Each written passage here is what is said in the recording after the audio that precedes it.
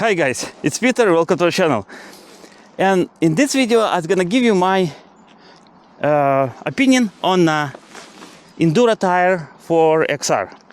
Yes, finally I got Enduro, and actually the tire itself, it's actually not bad. Especially I bought on sale. It was like $80 or so, you know, or 90, yeah.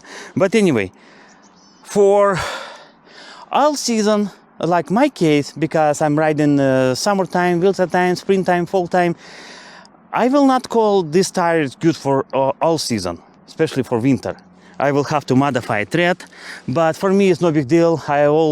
All my tires I do modified, but for summertime, springtime, probably, and fall time like right now, it's actually pretty good. It's still quite nimble. Oh, by the way, also I did put it 5.5 hub from Pine.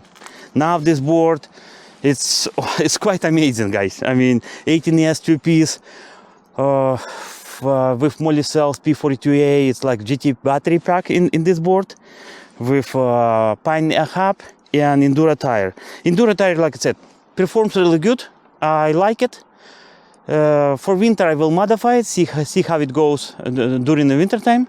But yeah, tires is, I mean, I don't have any issue. I didn't put it too many mileage yet on the tire, probably less than I don't know, 50, close to 100 miles or so. Yeah, but so far it's good.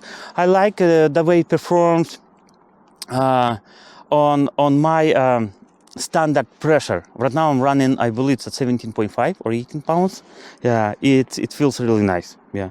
Well guys, pretty much that's all I got for this video. I hope it was interesting, enjoyable. If you guys did enjoy it, thumbs up.